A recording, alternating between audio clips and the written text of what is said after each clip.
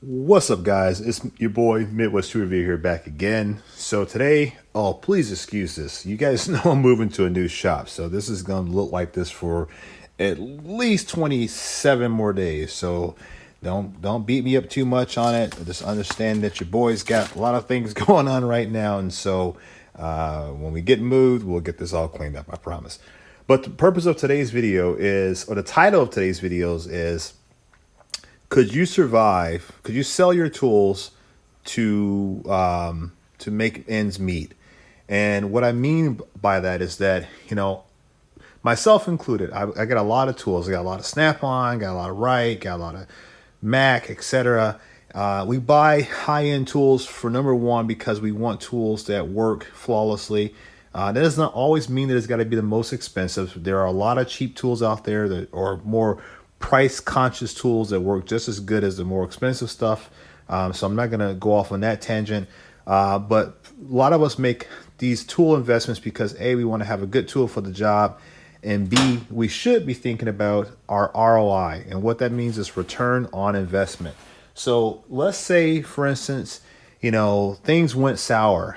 You got divorced, or you had a car accident, or you got injured, and you say, you know what, I got to make the big decision. I got to get rid of some of this excess stuff that I have.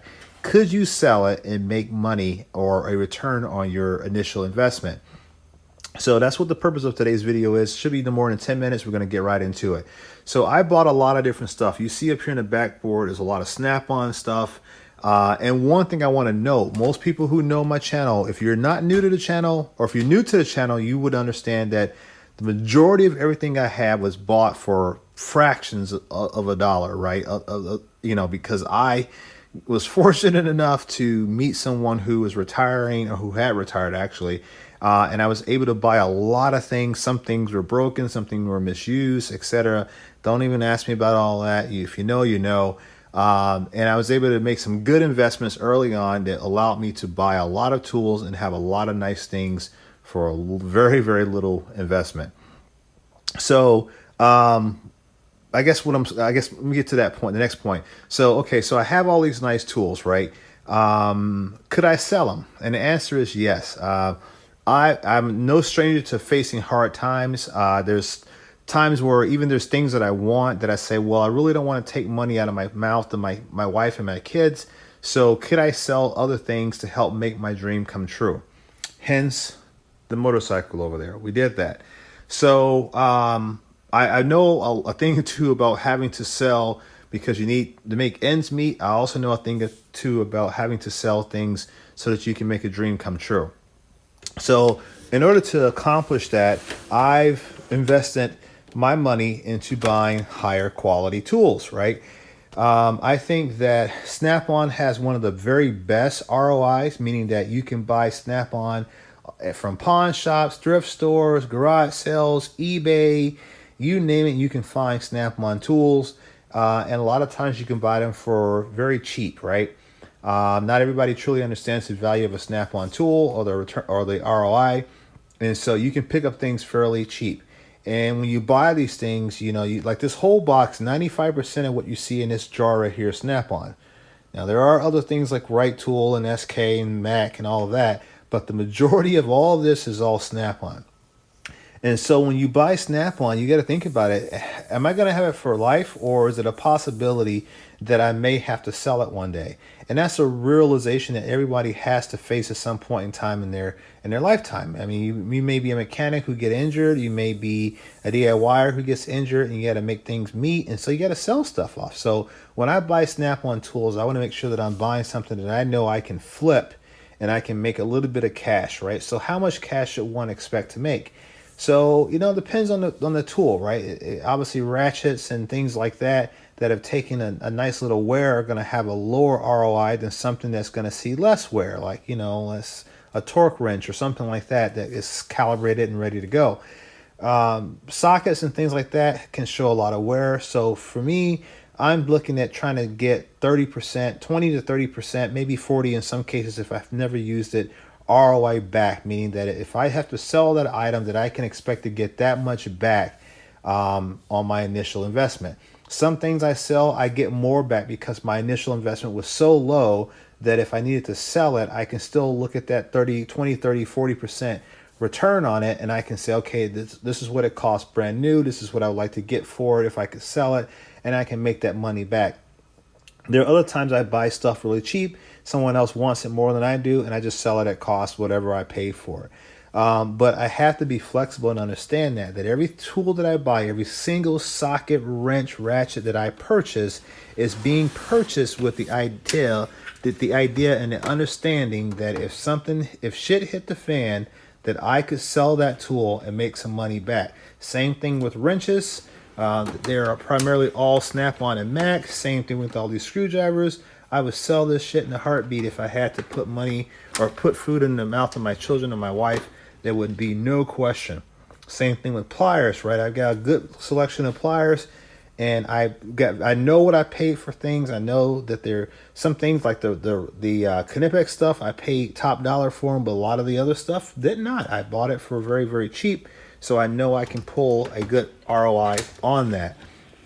Ratchets, you guys know, many of you guys have bought a lot of ratchets from me. I've probably sold more Snap-on ratchets online than anyone else that I know that's making YouTube videos like me, with the exception of like Hassle Tools and people like that that are actual Snap-on dealers. But for someone who's not a Snap-on dealer, I've sold a lot of ratchets, and like I said, many of you guys have bought them from me.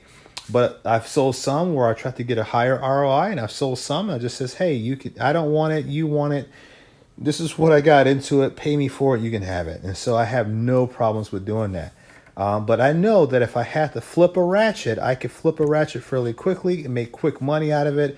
And I got a good ROI on that initial investment. So you guys got to think about that. And so this kind of takes me into another subject matter as well. Mechanics, guys, make sure you guys are getting your tools insured. It absolutely breaks my heart. And I don't care if you're black, white, Hispanic, Asian, African, Martian, I don't care what you are. If you have invested this kind of money into tools and you don't have it insured, you're stupid. Get your tools insured, because if something happens, that shop catches on fire, it gets broken into, this is your livelihood, guys. And I'm not even a mechanic. I'm telling you as a friend, as someone who's observing and who appreciates what mechanics and technicians do, guys, protect your investment. This is your life. This is what puts food on your table, into the mouths of your wife and children. Make sure you guys protect what you got. And there's a lot of companies out there that offer good insurance plans. I actually called a couple just to get questions and understand exactly what it is that people should be thinking about. And if you guys want me to do a video on that, please leave it down in the comment section and I will do a video on that subject matter. But guys, protect your tools, please. This is your investment. And because I really get hurt, I get angry when I hear about guys posting pictures on the Snap-on website or the Facebook Snap-on page on Facebook, and they said, oh, my shop got broken into, oh, some caught on fire, oh, there was flood damage. Guys, make sure that you guys are protecting your investments, man. You got to do that. So I guess I got to wrap it up here. We're at 8.5 minutes. I got a lot of stuff, a lot of good qualities. Even my EDC is primarily all Snap-on, guys. Buy the best tool that you can afford, and when you can, always buy higher end stuff if it makes sense, because that's where you're going to get the biggest ROI for your return on investment for what you buy. You ain't going to get that with Harbor Freight. You're not going to get that with Icon Tools. You're not going to get that with Gear Wrench. You're not going to get that with Tecton.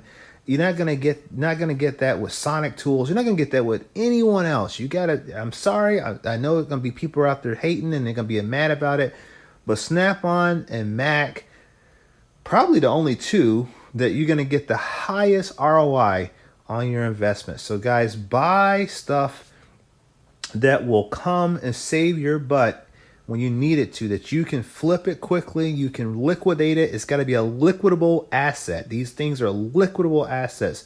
Make sure that you can liquidate it, put some money back in your pocket when and if you absolutely unequivocally need to, and buy things that can help you when you really, really need it, guys. Protect your investment, buy quality tools, think about the long haul, the long road. and what may happen to you in the future. Catch you guys on the next one. Peace.